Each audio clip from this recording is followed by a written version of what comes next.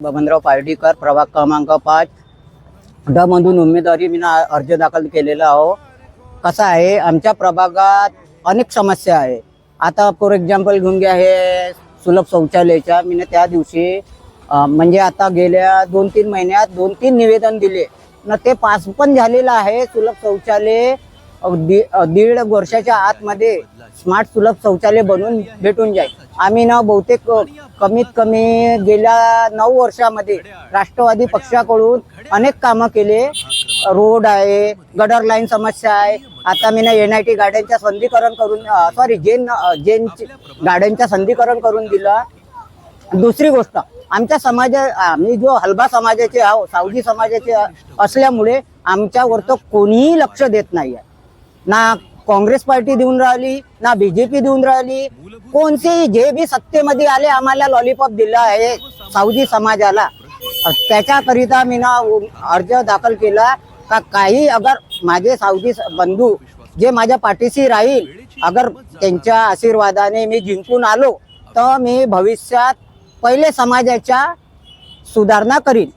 त्याच्यानुसार म्हणजे जसे कास्ट व्हॅलिडिटी आहे, काही आणखी म्हणजे ड्युटी वगैरेच्या बाऱ्यामध्ये आता मागच्या वेळेस निघालं होतं तुमच्याकडे कास्ट व्हॅलिडिटी नाही, ड्युट्यावरून काढल्या गेले ना. दुसरी गोष्ट रोजगार आमच्या सावजी समाजाला आहे नाही. गडकरी साहेब डायरेक्ट म्हणून राहिले का तुम्ही सावजी समाज आहे, तुम्ही फक्त सावजी लोक तरीचा हे बनवू शकता, सुंदरी तरी पोहा चिकन हे सावजीच्या छाताना चांगला लागते म्हणते, तुम्हाला ड्युटीची आवश्यकता नाही म्हणते.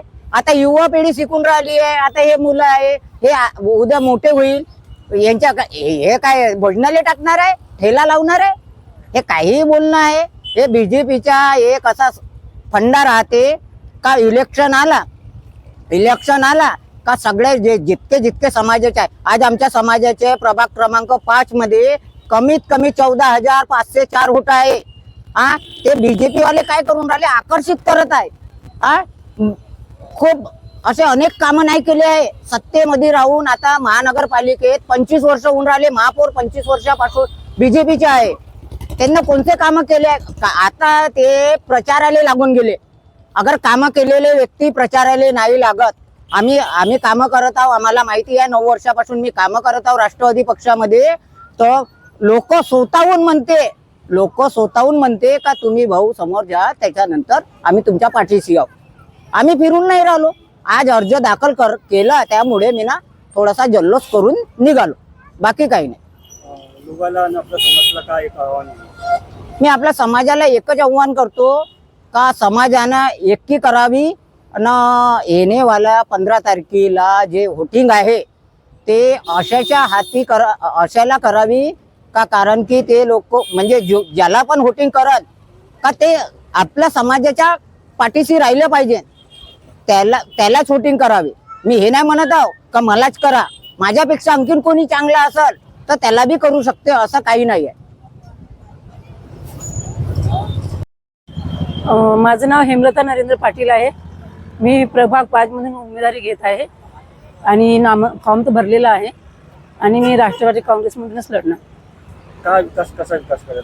विकास म्हणजे आमच्या एरियाचा, आमच्या कसं स्लममध्ये येते, जसं गटरची प्रॉब्लेम आहे, नळाची प्रॉब्लेम आहे. आता 2022 पासून आम्ही नामांकन दिलं होतं, ते आता पास झालं. आता चुनावमुळे झालं की काय झालं माहीत नाही, पण तेव्हापासून आपण डेप्युटेशन देत आहोत NMCला. जितके नवीन पदावर लोक आले त्यांना जाऊन भेटलं, त्यांना अप्लिकेशन दिली, अर्ज दिला, त्यांच्या फॉलो घेतला. त्यानंतर आमच्या एरियामधलं गटरेचे कामं सुरू झाले आहे आणि काम सुरूच आहे. बरेच वर्षापासून काम चालू आहे आमचं. पण ते आता चुना आहे त्यामुळे पास झालं का माहीत नाही, पण चालू आहे. लोकांना काय आव्हान करेल? लोकांना हेच आवाहन करेन की त्यांनी अशा लोकांना निवडून द्यायला पाहिजे की त्याच्यावर कोणी काम करेल. आता आमची अशी इच्छा आहे की आमच्या एरियामध्ये जे प्रॉब्लेम आहे ते आम्ही सॉल्व्ह करू, त्यांना मदत करू. माझं नाव नरेंद्र देवदास पाटील आहे. मी प्रभाग 5 ड मधून उमेदवारीचा अर्ज भरलेला आहे. का आव्हान करत्या लोकांना काम तुम्ही फॉर्म भरा काय सांगता? मी इथे जे याच्या अगोदरपासून जे नगरसेवक झालेले आहेत त्यांनी कामं तर भरपूर केले, पण जे महत्त्वाचे काम करायचं होतं ह्या प्रभाग 5च्या साठी ते झालेले नाही आहेत. तुम्ही आता फॉर्म भरत जिथून बी येता तर कसं काम करता तुम्ही? मी जर जिंकून आलो, जर ह्या निवडणुकीमध्ये मी जिंकून आलो तर सर्वांच्या अगोदर ह्या एरियामध्ये ज्या स्लम झोपडपट्ट्या आहेत, तर कुंदनलाल गुप्ता नगर झालं, इकडचं धम्मदीप नगर झालं, ह्या साईडच्या ज्या झोपडपट्ट्या आहेत, ह्या प्रभागात येणाऱ्या सर्व झोपडपट्ट्या यांना मी सर्वांच्या पहिले मालकी हक्क पट्टे मिळवून देण्यासाठी परिपूर्ण प्रयत्न करणार. गव्हर्नमेंटनी काय केलेलं आहे, यांना ह्या पब्लिकला चुतिया बनवायसाठी यांनी ह्या सरकारनी म्हणजे BJP सरकारने, महाराष्ट्र BJP सरकारने काय केलेलं आहे की आम्ही तुम्हाला पट्टे देऊन दिलो, त्यांना भाडे पट्टे द्यायची तयारी ठेवलेली आहे आणि ते देऊनही राहिलेले आहे. पण माझं असं म्हणणं आहे एक उमेदवाराच्या नात्याने की आम्हाला ते नको, भाडे पट्टे नको, आम्हाला मालकी हक्क पट्टे पाहिजेत अशी माझी अपेक्षा आहे. आणि हे खूपच महत्त्वाचं काम आहे, मी ते सर्वांच्या अगोदर करणार आहे.